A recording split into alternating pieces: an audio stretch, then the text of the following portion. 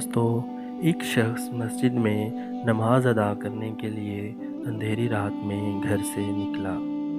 اندھیرے کی وجہ سے ٹھوکر لگی اور وہ منہ کے بل کیچڑ میں گر گیا۔ کیچڑ سے اٹھ کر وہ گھر واپس گیا اور لباس تبدیل کر کے دوبارہ مسجد کی طرف چل دیا۔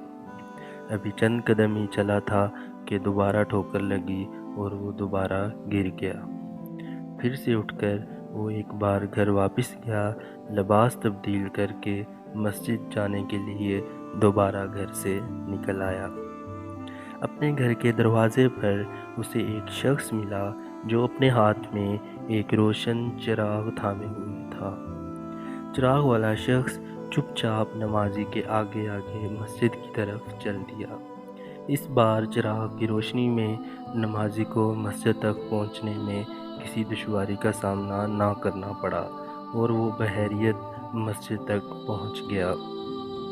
مسجد کے دروازے پر پہنچ کر چراغ والا شخص رک گیا۔ نمازی اسے وہیں چھوڑ کر مسجد میں داخل ہو گیا اور نماز ادا کرنے لگا۔ نماز سے فارغ ہو کر وہ مسجد سے باہر آیا تو اس نے دیکھا چراغ والا شخص اس کا منتظر ہے تاکہ اسے دوبارہ چراغ کی روشنی میں گھر تک چھوڑ آئے۔ جب نمازی گھر پہنچ گیا تو نمازی نے اس اجنبی سے پوچھا، آپ کون ہیں؟ اجنبی بولا، سچ بتاؤں تو میں ابلیس ہوں۔ نمازی کی حیرت کی انتہا نہ رہی۔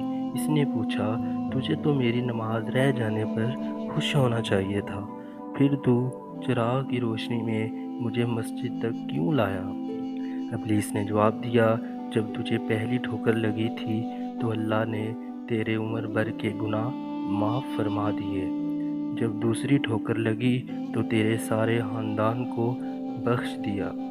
مجھے فکر ہوئی کہ اب اگر تو ٹھوکر کھا کر گرا تو کہیں اللہ تیرے سارے گاؤں کی مغفرت نہ فرما دیں، اس لیے چراغ لے آیا ہوں کہ تو بغیر گرے مسجد تک پہنچے۔